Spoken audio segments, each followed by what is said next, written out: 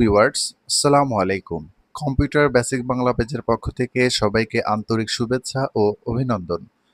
Viewers, আজকে আমি আপনাদের সাথে যে বিষয়টি আলোচনা করব সেটি হচ্ছে কিবোর্ড।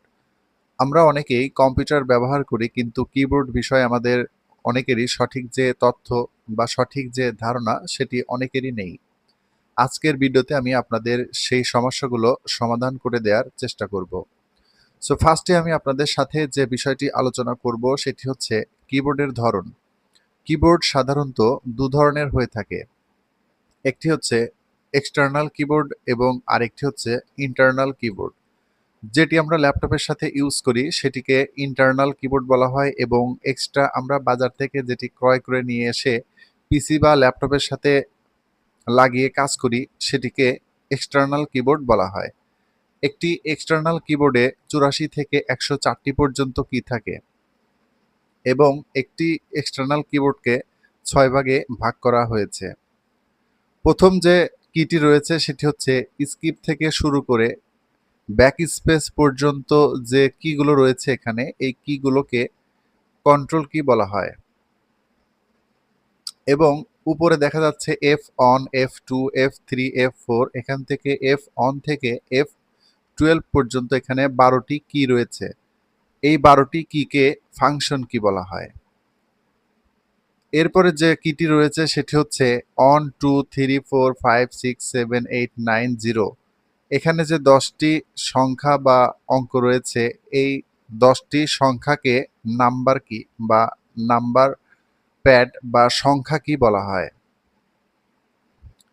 এর নিচে যে 3টি লাইন রয়েছে, এখানে এ থেকে জেড পর্যন্ত 26টি অক্ষর এখানে দেয়া রয়েছে। এই সবগুলোকে অ্যালফাবেটস কি বলা হয়। এরপরে আমাদের এখানে আরো একটি কি রয়েছে, আপ, ডাউন, লেফট, রাইট। এখানে যে 4টি কি রয়েছে, এই 4টি কিকে অ্যারো কি বলা হয়। এর উপরে যে এখানে 9টি কি রয়েছে, এই 9টি কিকে এক্সট্রা কি বা স্পেশাল কি বলা হয়। তার ডান দিকে আসলেই আমাদের এখানে আরো একটি কি রয়েছে, এই কিটিকে নাম্বার প্যাড বা নিউমেরিক কি বা সংখ্যা কিও বলা যায়। আমাদের এক্সটার্নাল কিবোর্ডে এই সংখ্যা কিটি দুই জায়গায় থাকে। একটি হচ্ছে এখানে থাকে এবং আরেকটি হচ্ছে এখানে থাকে। আমরা যখন বড় বড় কোনো হিসাব নিকাশের কাজ করব তখন আমরা এখান থেকে এই সংখ্যাগুলো ইউজ করি, এবং যখন আমাদের টাইপিং এর ক্ষেত্রে ছোট এক একটি সংখ্যা তোলার প্রয়োজন হয় সেক্ষেত্রে আমরা এখান থেকে সংখ্যাগুলো ইউজ করি। এবং একটি ইন্টারনাল কিবোর্ডে কিন্তু আমাদের এখানে যে নাম্বার প্যাডটি রয়েছে, এই নাম্বার প্যাডটি আমাদের ইন্টারনাল কিবোর্ডে এখানে দেয়া থাকে না। শুধুমাত্র এক্সটার্নাল যে কিবোর্ডগুলো রয়েছে সেই কিবোর্ডেই আমাদের এই নাম্বার প্যাডটি যুক্ত থাকে, এবং এখানে এক্সট্রা যে কিগুলো রয়েছে এখানে কিগুলো এখানে এক্সট্রা বাড়তি থাকে এক্সটার্নাল কিবোর্ডে। আমরা যখন টাইপিং এর কাজ করি তখন আমাদের যে সমস্যাগুলো হয় সেটি হচ্ছে, আমরা যখন একটি ইন্টারনাল কিবোর্ড থেকে টাইপিং এর কাজ করি তখন আমাদের এখানে যে সংখ্যাগুলো রয়েছে এই সংখ্যাগুলো না থাকার কারণে আমাদের কাজগুলো অনেক দ্রুত আমরা করতে পারি না। এর জন্য আমরা ল্যাপটপ বা পিসির সাথে একটি এক্সটার্নাল কিবোর্ড সংযোগ করে আমরা অতি দ্রুত বা অতি সহজে কাজগুলো করতে পারি। এখন আমি আপনাদের যে বিষয়টি দেখাবো সেটি হচ্ছে একটি এক্সটার্নাল কিবোর্ডের যে কিগুলো রয়েছে, এই কিগুলো থেকে কোন কিতে কি কাজ, এটি কিভাবে কাজ করে সেটি এখন আমি আপনাদের দেখাবো। ফার্স্টেই যে কিটি রয়েছে স্কিপ কি। স্কিপ কির কাজ হচ্ছে, আমরা যখন কোনো একটি প্রোগ্রামে প্রবেশ করি সেই প্রোগ্রামের মধ্যে যদি বাড়তি কোনো কিছু আসে সেটিকে কেটে দেওয়ার জন্য মূলত আমাদের এই স্কিপ কির কাজ। দেখা যাচ্ছে আমি এখানে উইন্ডো অপশনে প্রেস করেছি, আমাদের সামনে একটি অপশন এসেছে। এখন যদি আমরা কিবোর্ড থেকে স্কিপ কিতে প্রেস করি তাহলে আমাদের সামনে যে অপশনটি ছিল সেটি এখান থেকে কেটে যাবে। এটি হচ্ছে স্কিপ কি অপশনের কাজ। এর পরবর্তী যে অপশনটি রয়েছে সেটি হচ্ছে ট্যাব। ট্যাব অপশনের কাজ হচ্ছে আমাদের এখানে যে লেখাগুলো রয়েছে এই লেখার ফার্স্টে ক্লিক করে যদি আমরা কিবোর্ড থেকে ট্যাব অপশনে প্রেস করি তাহলে কিন্তু এখানে নির্দিষ্ট পরিমাণে একটি স্পেস নিয়ে নিবে। এটি হচ্ছে ট্যাব অপশনের কাজ। এরপরে যে অপশনটি রয়েছে সেটি হচ্ছে ক্যাপস লক।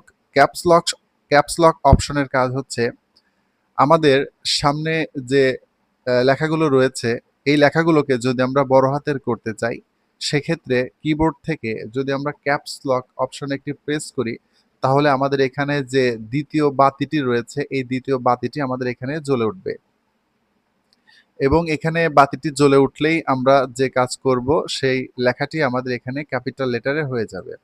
তো আমরা কিবোর্ড থেকে ক্যাপস লক অপশনে প্রেস করলাম। এখন এখানে যে লেখায় আমরা লিখব আমাদের সেই লেখাটি এখানে ক্যাপিটাল লেটারের হবে। ক্যাপস লকের পরে যে অপশনটি রয়েছে সেটি হচ্ছে শিফট। শিফটের কাজ হচ্ছে আমরা যখন শিফটে ধরে কোনো একটি অক্ষরে প্রেস করব তখন সেই অক্ষরটি আমাদের ক্যাপিটাল লেটারে হবে বা বড় হাতের হবে। এবং আমাদের এখানে নাম্বার কির মধ্যে দেখা যাচ্ছে 1 2 3 এগুলোর উপরে কিছু স্যাম্বল রয়েছে। এই উপরের যে স্যাম্বলগুলো রয়েছে উপরের এই স্যাম্বলগুলোকে তোলার জন্য আমরা শিফটে ধরে যদি এই অনে প্রেস করি তাহলে অনের উপরে যে স্যাম্বলটি রয়েছে সেটি উঠবে এবং শিফটে ধরে টুতে যদি প্রেস করি তাহলে টুর উপরে যে স্যাম্বলটি রয়েছে সেটি উঠবে। তো আমি আপনাদের একটু এখান থেকে প্র্যাকটিক্যালি দেখাই। আমরা যদি শিফটে ধরে টুতে প্রেস করি তাহলে আমাদের এখানে এই স্যাম্বলটি এখানে উঠে যাবে এবং আমরা যদি কোনো একটি অক্ষরকে বড় হাতের করতে চাই শিফটে ধরে যদি আমরা প্রেস করি তাহলে সেই অক্ষরটি আমাদের এখানে বড় হাতের উঠবে। এরপরে যে অপশনটি রয়েছে সেটি হচ্ছে কন্ট্রোল। কন্ট্রোল দিয়ে আমাদের সামনে যে লেখাগুলো রয়েছে বা আমাদের পেজের মধ্যে যা থাকবে সব লেখাকে একসাথে মার্ক করার জন্য মূলত আমরা কন্ট্রোল এই অপশনটি ইউজ করতে পারি। কন্ট্রোলে ধরে আমরা যদি এতে প্রেস করি তাহলে আমাদের এই যতগুলো পেজ রয়েছে প্রতিটি পেজের মধ্যে যা থাকবে সবগুলো মার্ক হয়ে যাবে। এরপরে যে অপশনটি রয়েছে সেটি হচ্ছে উইন্ডো। উইন্ডো অপশনের কাজ হচ্ছে আমরা যদি কিবোর্ড থেকে উইন্ডো অপশনে প্রেস করি তাহলে আমাদের এখানে যে অল প্রোগ্রামস অপশনটি রয়েছে সেটি এখানে অ্যাক্টিভ হয়ে যাবে। চাইলে আমরা এখান থেকে কম্পিউটারটি শাটডাউনও করতে পারি। এর পরবর্তী যে অপশনটি রয়েছে সেটি হচ্ছে অল্টার। অল্টার অপশনের কাজ হচ্ছে আমাদের সামনে যে প্রোগ্রামটি রয়েছে সেই প্রোগ্রামটিকে ক্লোজ করার জন্য বা ধরুন আমার সামনে এই প্রোগ্রামটি ওপেন রয়েছে, এখন এটিকে ক্লোজ করে দেওয়ার জন্য যদি কিবোর্ড থেকে অল্টারে ধরে ফাংশন কির F4 আমরা যদি এখান থেকে অল্টারে ধরে ফাংশন কির F4 অপশনে প্রেস করি বা কিতে প্রেস করি তাহলে আমাদের সামনে যে প্রোগ্রামটি থাকবে সেটি ক্লোজ হয়ে যাবে এবং কম্পিউটার বন্ধ করার ক্ষেত্রেও আমরা চাইলে এই অল্টার F4 বাটনটি বা কিটি ইউজ করতে পারি। এরপরে যে অপশনটি রয়েছে স্পেস, আমাদের এখানে একটি করে ওয়ার্ড লিখে আমরা একটি করে এখানে স্পেস ইউজ করি। এখানে দেখা যাচ্ছে একটি করে ওয়ার্ডের মাঝখানে একটি করে স্পেস রয়েছে, সেক্ষেত্রে আমরা এই স্পেসটি ইউজ করি। এখানে যে অল্টার এবং এই পাশের অল্টার দুটির কাজ সেম একই এবং এখানে উইন্ডো রয়েছে, এখানে উইন্ডো রয়েছে, এই পাশের উইন্ডো এবং এ পাশের উইন্ডো দুটি কাজই একই। এরপরে যেটি রয়েছে এটি দিয়ে আমরা মূলত রিফ্রেশ অপশনের কাজ করে থাকি। আমরা যদি ডেস্কটপ অপশনে চলে আসি, আমরা মাউস দিয়ে রিফ্রেশ না করে যদি চাই আমরা এই বাটনে প্রেস করে যদি রিফ্রেশ অপশনে এসে ইন্টারে প্রেস করি তাহলে কিন্তু আমাদের রিফ্রেশটি হয়ে যাবে। এটি মূলত রিফ্রেশ অপশনের কাজ। এরপরে যেটি রয়েছে কন্ট্রোল, এপাশে কন্ট্রোলও রয়েছে, দুটির কাজও সেম একই। এই শিফট এবং এই পাশে যে শিফট, দুটি শিফটের কাজ সেম একই।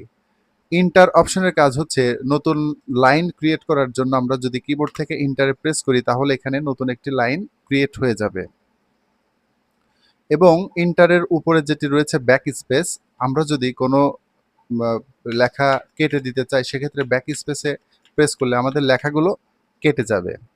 তো আজকে আমাদের ভিডিও টপিক এটি ছিল। পরবর্তী ভিডিওতে কিবোর্ডের মধ্যে যে প্রোগ্রামগুলো রয়েছে বা যে কিগুলো রয়েছে সেগুলো আমি আপনাদের দেখানোর চেষ্টা করব। সো ধন্যবাদ।